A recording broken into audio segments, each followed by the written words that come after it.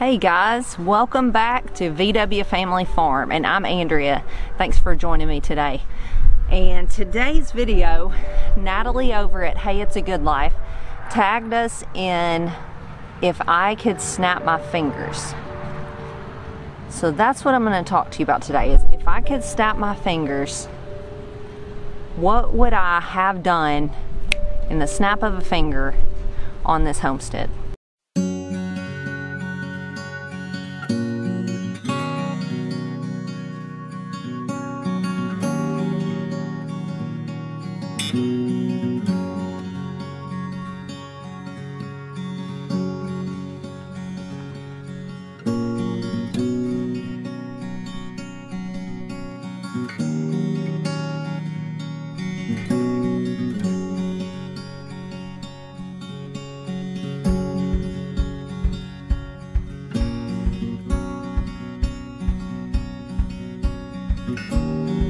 So I'm gonna let you in today on some of my private thoughts and dreams and wishes. Ben and I talked about this last night, and I'm gonna tell you a little story about when we had this conversation too. But before I get to that, let's go check out the baby animals. I know some of y'all have been messaging about the lambs and the piglets and all that. So let's go look around the farm, and then I will let you in on my thoughts and what I would do if I could have anything I wanted, one wish.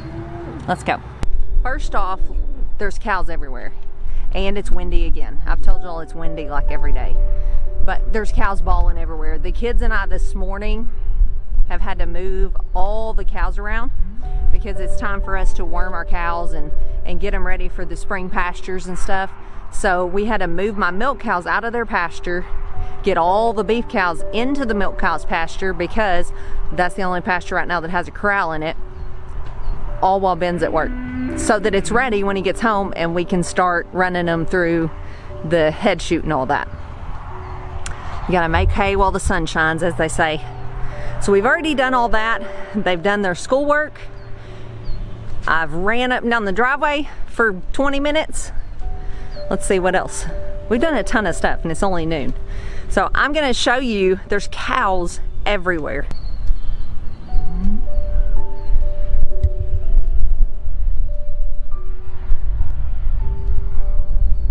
Y'all probably can't tell, and I'm not gonna go spook them because they're enjoying themselves, but the beef cows are never up here around the barn, so they're packed in that red barn like sardines. It's hilarious. It's like they're in there just hanging out like, hey, what's this place? We've had another cold front come through, hence my red cheeks and nose. So it's really cold out here. It's cold for here. It's not really cold, but it's probably back in the like 30s or 40s. So the piglets are snuggled up again. They're really cute.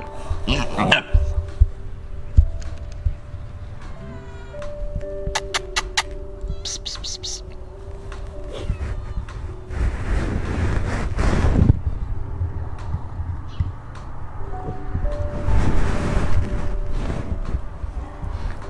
All right, so if you're planning to come to the meetup, Ben showed you this week how he converted our incubator, and he has secluded off some of our buff Orpingtons with a buff rooster, so he's going to be hatching buff chicks.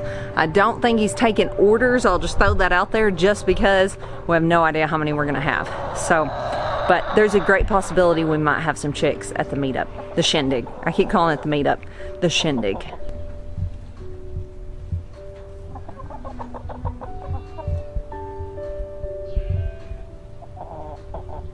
Lambs are all doing good. I'm gonna walk out there and give y'all a little sneak peek of them. We have one sheep that never did lamb, so I don't know if she's going to.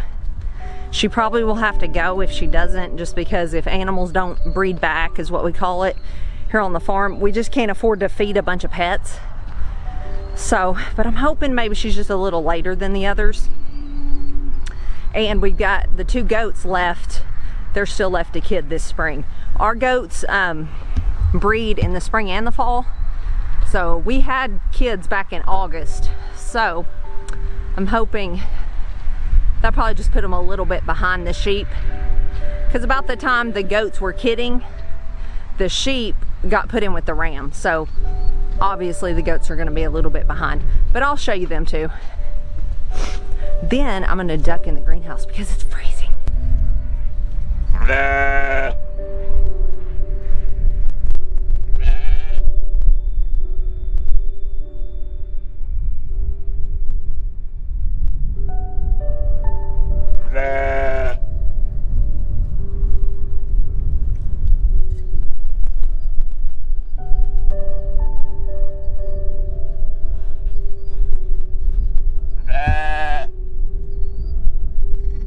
So as you can see, Peppy, who is the little orphan goat, is doing awesome.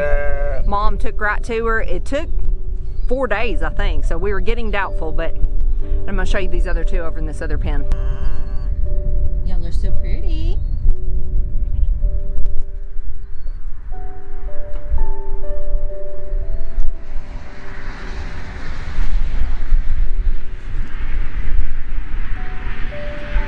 All right, I was gonna show you the goats, but they're out eating hay, nothing exciting.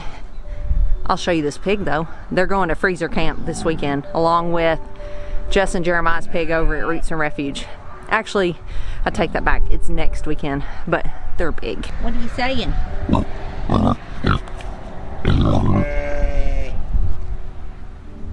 And last but not least, little tiny lamb. I'll show you him.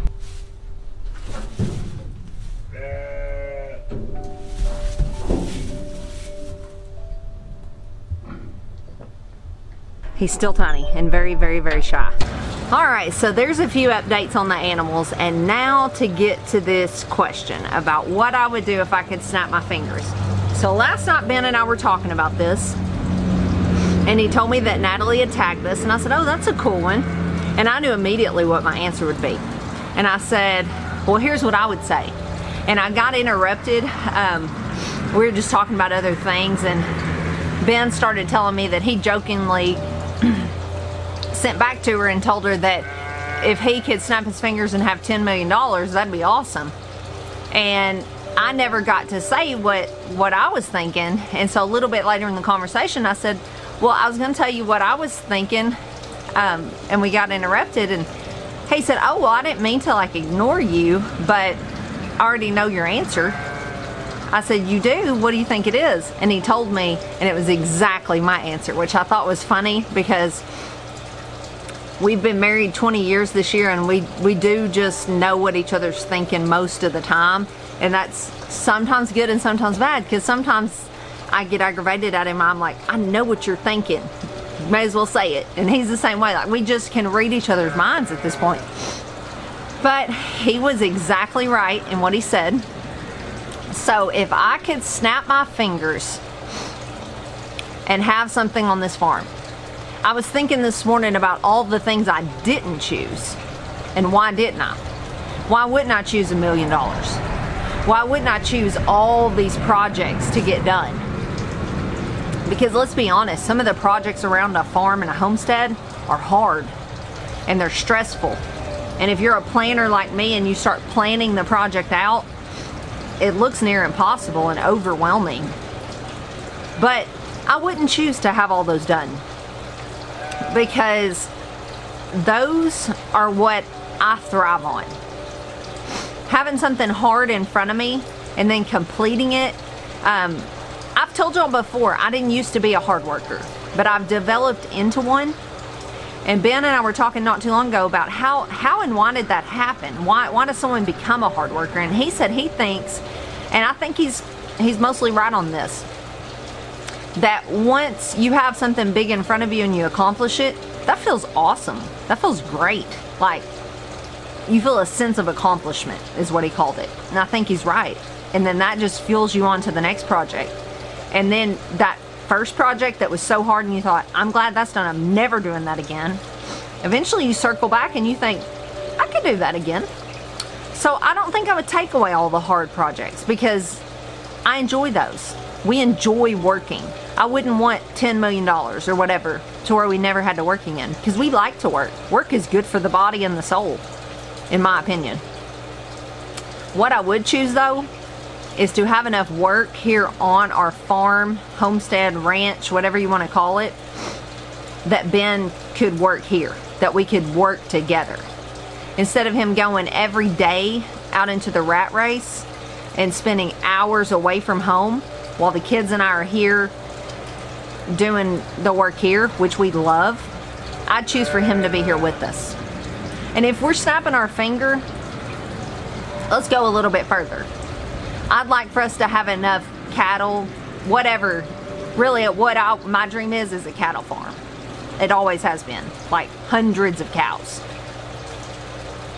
But I would not only want Ben to be here, I would want the kids to be able to work here as they grow up and they're grown, and their families to live on this farm, and us to work together. Lane to be able to support his family on land that Ben's grandpa passed down to him. And if Emily's husband chooses to, you know, or Emily, as long as she lives here, chooses to work with us too. So that's my dream. I'm gonna let y'all even into a little bit of more of my weirdness. I think about things like, this would just be awesome to me, to get up on Christmas morning and have our coffee and go out and do our farm work, like if we have to move our cows, rotate our cows, whatever, and then go to Christmas dinner, and to walk in and everybody be like, hey, it's the farmers. That's just, I mean, that is like the ultimate to me. To not that, like, to have a job where, like around Christmas and Thanksgiving, all those, you don't have to do it, but to know that you're needed and you have a ranch and a farm and a homestead that has to keep running. I don't mind doing it. In fact, that's the times, to me, call me weird, I know I am, but it's like, that means you're really doing it. If you're tied down to your farm and homestead, that means you're a farmer or a homesteader. And it's never bothered us to be tied down like that. Now that we're doing the YouTube and we want to travel to some of these places and meet y'all, that's posed a new challenge that we'll figure out how to do it and balance it. But so that would be my ultimate goal. We're a very, very tight-knit family, and so just to get to spend our working hours, which sometimes are hard and stressful and sweaty and dirty and everybody winds up mad and all that, but sometimes those are some of our funnest times, is when we're back in the field and the kids are hot and they just jump off in the creek and get soaked, fully clothed, and have to ride back wet and freezing. Some of those are our best memories. So if I could snap my fingers, that's what I'd do, is not do away with the work, but have enough work to keep our family here on the homestead and not out in the rat race.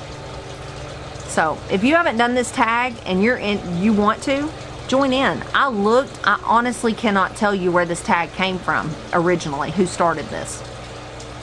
So if that's you, please comment below and let me know. I'd love to put your name in the title and the description and whatever I can. Our tag came from Natalie over at Hey It's a Good Life, which we love her. We love watching her.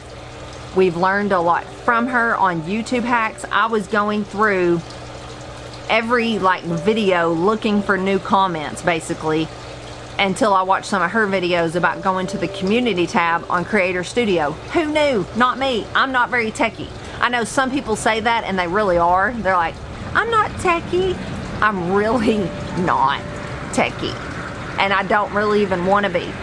But some of those things that Natalie's taught me, I'm like, thank you so much. You've saved me hours. So y'all go check her out. They're getting ready to do a big move and hopefully get closer to their dream of having a homestead one day. So check them out. Thanks for watching. I just appreciate y'all coming on this journey with us, wherever this journey leads. I'm thankful that y'all are on it with us, and that you care, you watch, you give us feedback, and I just appreciate y'all. So thank you. And we'll see you later. God bless.